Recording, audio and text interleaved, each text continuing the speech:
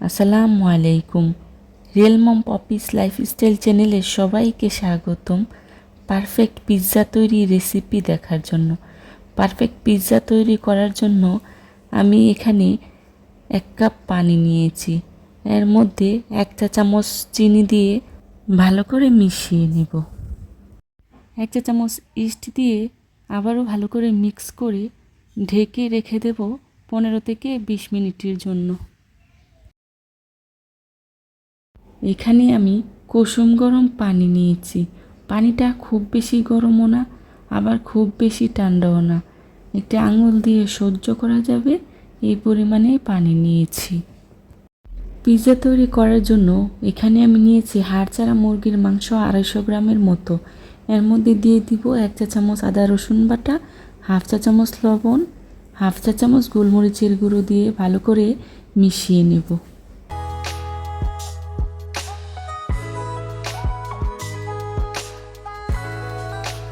এতক্ষণ ভিজিয়ে রাখা ইস্টগুলো পুরোপুরি সেট হয়ে গেছে। দেখুন কতটা ফুলে উঠেছে।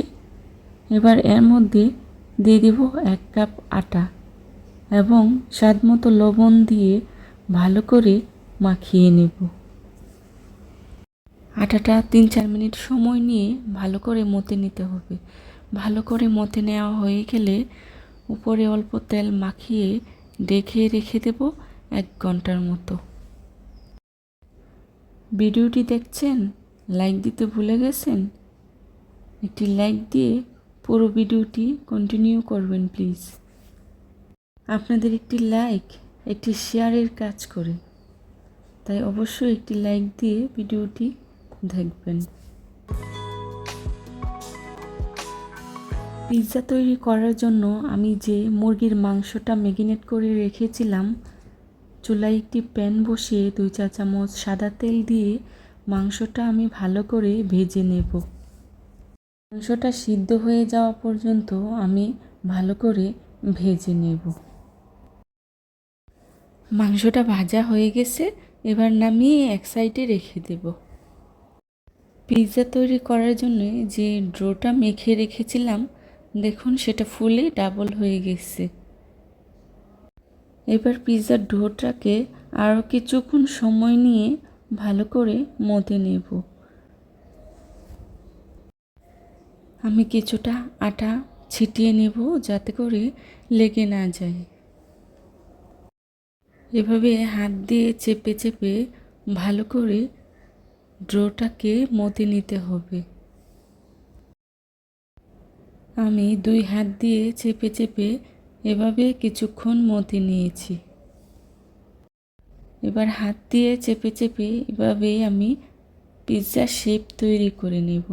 এখানে আমি কোনো বেলুনি ব্যবহার করছি না, আমি হাত দিয়েই পিৎজাটা তৈরি করে নেব। এবার একটি পিৎজা ট্রেতে উঠিয়ে নেব। তারপর এটাকে ভালো করে সেট করে একটি কাঁটা চামচের সাহায্যে পুরো পিৎজাটা ছিদ্র করে দেব। এভাবে একটি কাঁটা চামচের সাহায্যে পুরো পিৎজাটা হালকা হালকা ছিদ্র করে নেব।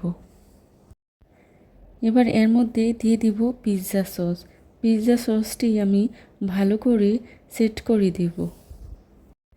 এই পিৎজা সস চাইলে বাজারে কিনতেও পাওয়া যায়, আবার আপনি চাইলে খুব সহজেই ঘরে তৈরি করতে পারবেন।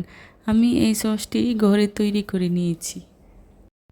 এখন এর মধ্যে দিয়ে দিব মজারেলা চিজ। চিজটা আমি একটু বেশি ইউজ করেছি, কারণ চিজটা একটু বেশি দিলে পিৎজাটা খেতে খুব ভালো লাগে। আপনারা চাইলে কমিয়ে বাড়িয়ে দিতে পারেন। এবার এর মধ্যে দিয়ে দেব আগে থেকে ভেজে রাখা মাংসগুলো, দিয়ে দিব পেঁয়াজের রিংগুলো। এই সাজানোটা আসলে আপনারা আপনাদের ইচ্ছা মতো সাজিয়ে নিতে পারবেন। এবার এর মধ্যে দিয়ে দিব আগে থেকে কেটে রাখা ক্যাপসিকামগুলো। ক্যাপসিকাম দেওয়া হয়ে গেলে আবারও আমি উপর থেকে দিয়ে দিব গ্রেট করে রাখা মজুরালা চিজ। আমি কিন্তু চিজটা 2 লেয়ারে ব্যবহার করেছি, নিচে একটি লেয়ার এবং উপরে একটি লেয়ার। চিজ দেওয়া হয়ে গেলে এর উপর দিয়ে দিব কিছুটা ব্ল্যাক অলিভ। এবার চুলায় একটি প্যান বসিয়ে স্ট্যান্ডের উপরে পিৎজার ট্রেটা বসিয়ে দিয়েছি।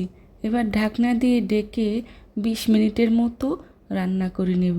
আমি প্রথম 10 মিনিট হাই হিটে এবং পরের 10 মিনিট লো হিটে রান্না করে নিয়েছি।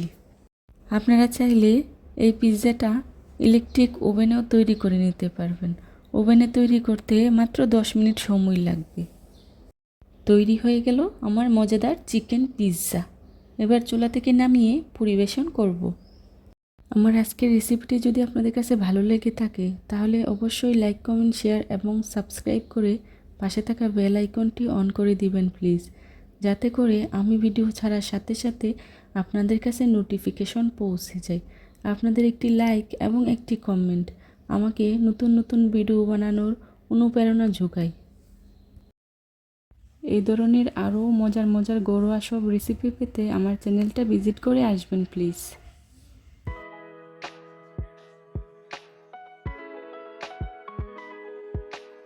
চেষ্টা করেছি আজকে আপনাদের সাথে একটি পারফেক্ট পিৎজা রেসিপি শেয়ার করার জন্য। আশা করছি রেসিপিটি আপনাদের কাছে খুব ভালো লাগবে। যদি ভালো লেগে থাকে তাহলে অবশ্যই বাসায় একবার ট্রাই করে দেখবেন আর আমাকে কমেন্টস করে জানাবেন আপনাদের পিৎজাটা কেমন হয়েছে।